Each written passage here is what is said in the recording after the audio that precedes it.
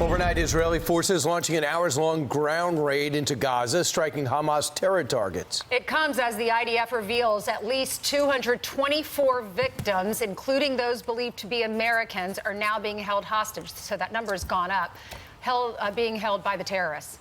IDF spokesperson Lieutenant Colonel Peter Lerner joins us now from Israel with an update. Lieutenant Colonel, thanks so much for joining the program. Can you tell us about this targeted attack that you guys were doing, and what was the purpose of that attack? Good morning to you all. I just want to say, watching the dramatic images coming out on your side of the ocean in Maine, our hearts is with you in these times. We are currently in day 20 of our operation against Hamas. And indeed, overnight, we conducted a clear and sweep operation intended to strike and target Hamas anti-tank capabilities in the perimeter of the fence, but also going a bit further deeper. And I would say that the extent of the operation was to destroy and target assets of Hamas in the surrounding areas, things that could potentially impede on a ground operation if that indeed develops and happens. So these are the type of operations that we've conducted on a smaller scale in recent days, but last night it was much more substantial.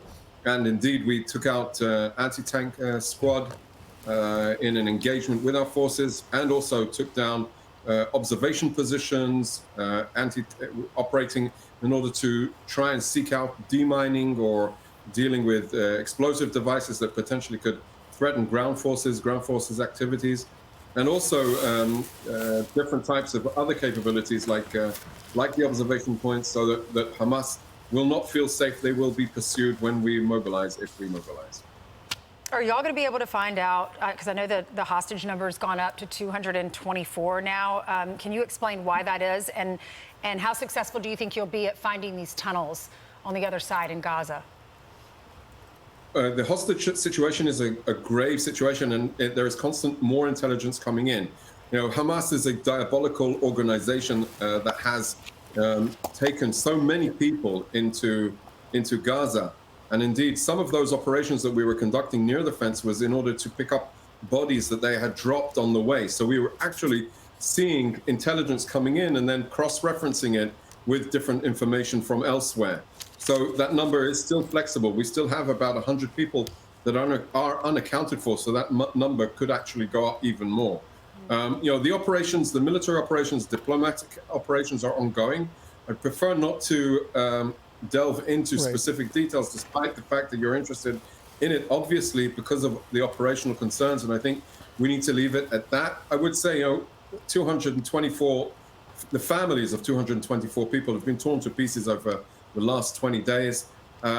We need to bring them home as soon as possible. They're at the top of our operational priority, and the efforts to bring them home are ongoing. Colonel, I was reading this morning in the Times of Israel that one of your IDF units, Unit 504, which is a military intel unit, apparently has been calling people in northern Gaza saying, get out. It's not safe for you there. But apparently, and you have released some audio that shows that apparently people who are trying to leave essentially are they're blocking the roads. Hamas is blocking the roads, and in some cases shooting at people. So it's like we want to go south, but we can't because we don't want to get shot.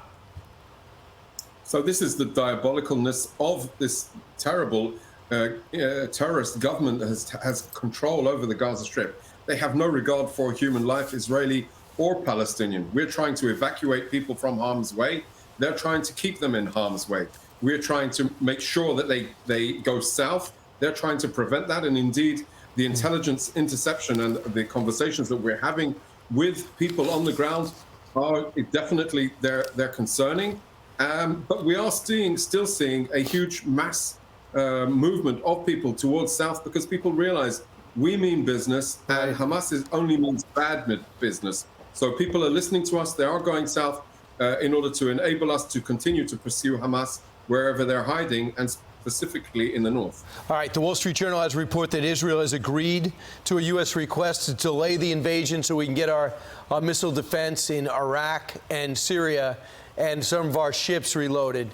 Would you confirm or deny that? Our operation is dependent on two components. First of all, the government decision. The government needs to instruct us to mobilize. Indeed, we heard Prime Minister Netanyahu yesterday when he addressed the Israeli public, and he said he's working in order to gain that consensus in his government. And from our perspective, that is only one condition. The second condition, of course, would be the optimal operational conditions for the IDF. We're not in a rush. We realize this is a long battle ahead of us. And therefore, we're taking our time. Every day that goes by, we're more professional, better prepared, better equipped, and the tasks, the specific tasks of the individual units are more clear in how they fit together in the broader picture, the broader puzzle of dismantling Hamas. So while there's ongoing debates and discussions on the diplomatic level, our role is to be prepared to move in when those two conditions are met. Okay, Lieutenant Colonel Peter Lerner, thank you so much for joining us. It's Colonel.